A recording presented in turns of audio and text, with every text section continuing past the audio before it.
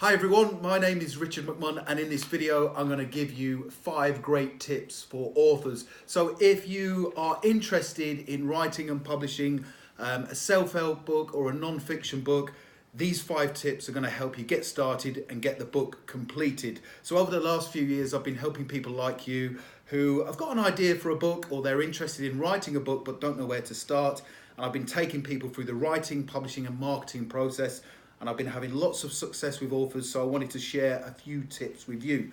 So the first important tip when writing a self-help book or a non-fiction book is to ask yourself, what's the transformation?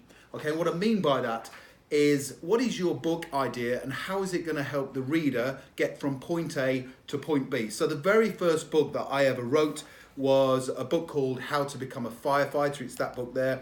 I was working for Kent Fire Rescue Service and people were coming up to me and saying, oh, how do you become a firefighter? So I would help them and advise them. They would go away and get in, and then I thought I could turn that into a book. So when I was planning out the book with regards to the chapter titles and the content, I thought to myself, if somebody is at point A where they've got no idea how to become a firefighter, what are the steps that they need to go through to become a whole-time firefighter?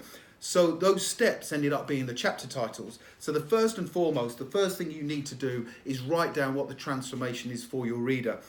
And I always say to people who work with me is, don't concentrate on the money, how much money your book is going to make. Concentrate on creating fantastic content for your reader, because once the book is out there and it's great, people will leave positive reviews and the financial reward will come regardless. So the first thing is, what is your transformation? And come up with a proposed book title.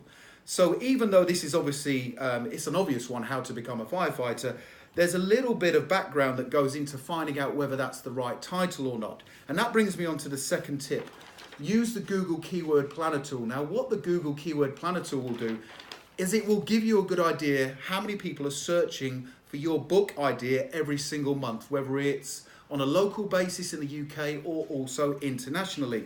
So just to give you another example of how the Google Keyword Planner tool works, once I started getting into writing and publishing self-help and non-fiction books, people were coming up to me and saying, okay, can you do a book on test questions for me for my chosen career? So I did books on how to join the Royal Navy, because I used to serve in the Royal Navy, how to join the Royal Air Force, how to become a Royal Marines Commando. And people were saying to me, I'd like more tests on how to get into the Armed Forces. So I came up with the idea, the transformation, to help people get through the Armed Forces test. And then I used the Google Keyword Planner tool to find out whether my proposed book title was accurate or not. So I came up with a couple of book titles, and one of them was Armed Forces Tests. And this was the book that I wrote and published that contained loads of tests. Now, it was interesting because the Google Keyword Planner tool told me that nearly 15,000 people a month at the particular time when I wrote this book were searching for the phrase Armed Forces Tests. So it made perfect sense for me to call that book Armed Forces Test, because people were searching for it. And here's the deal, if people are searching for things on Google, they will search for them on Amazon too, and that's the place that you are most probably going to sell the majority of your books. So the second tip is, once you've come up with your proposed idea, your proposed title for your non-fictional self-help book, go onto the Google Keyword Planner tool and find out how many people are searching for that book title or that phrase. Okay, the second one, tip number 3, which is a bit strange for most people, is to order your book cover design before you even start writing your content. This is a brilliant motivator. So what I mean by that is, I come up with an idea for a book, I use the Google Keyword Planner tool, and I choose my set title for the book, and I then order the book cover design. Okay, really important, because to actually see it in real life motivates me to write more content. So before I've even sat down and wrote chapter 1 or the preface or introduction, whatever it is, I will order the cover design, and then I've got it and I have it there in front of me, and I can see what the book is going to look like. And for people who I coach, the aspiring authors that I coach, they come to see me for an initial consultation. We decide on their book title and strapline, we check it on the Google Keyword Planner tool, and I say, right, let's order your book cover design. And a lot of them look at me and go, but I haven't even started writing it. And I go, no, let's order it, and then you can start promoting the book whilst you're writing it, because that will generate interest and also pre-order sales, and it will motivate you to get it finished. So really important is get your book cover design created straight away. And another fantastic tip when you're getting a book cover design done is to use an outsourcer to do that for you. Now, you can go on websites like upwork.com or 99designs.co.uk, but the best way to find a fantastic book cover designer is to go onto Google and type in the words best book cover designer Upwork. And the top search engine results will give you the top 11 rated book cover designers for that particular month on Upwork. And then you can negotiate with them a price to get the cover done. Tip number 4, the next one. So we want to get the content done now. We've got the cover design done. Write a set number of pages every day.